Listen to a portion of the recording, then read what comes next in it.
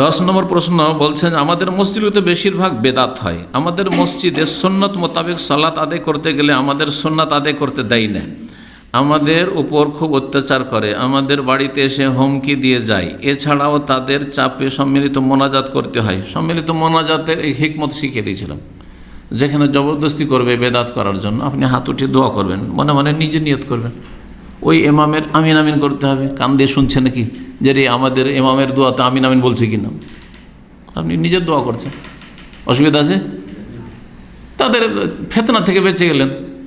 হ্যাঁ, আর নিয়ত পড়লেন কি পড়লেন না, এই নিয়ত পড়লি কি না জিজ্ঞেস করবে নাকি?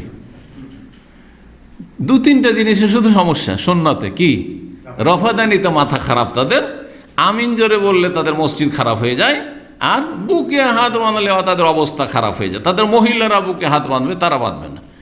এই 3টি সুন্নাত যদি স্থগিত রাখেন, আমি এর আগে বলেছি অনেকবারই, সারা জীবনের জন্য ছাড়তে বলছি না, স্থগিত, আপাতত স্থগিত রাখছেন না?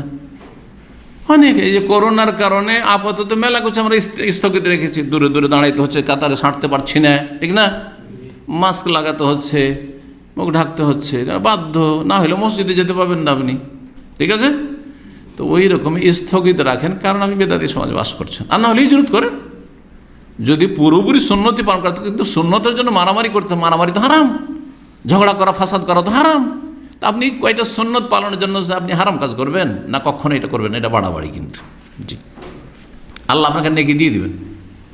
যদি সুন্নাত পালন নাও করেন, কিন্তু নিয়ত থাকে আল্লাহ যদি ভালো পরিবেশ পেতাম তো আমি রফায়দান করতাম, আমি আমিন জোরে বলতাম, আমি বুকে হাত বাঁধতাম, আল্লাহ পুরো নেকি দেবেন। যেমন একটা অসুস্থ মানুষ মসজিদে যেতে পারে না, বাড়িতে নামাজ পড়ছে, জামাতের নেকি পাবে না? পাবে না? 27 গুণ পুরা বাড়িতে বসে বসে পাবে, 25 গুণ পাবে। জি, ওই রকমই। জি, আল্লাহ যেন বোঝার তৌফিক দান করেন।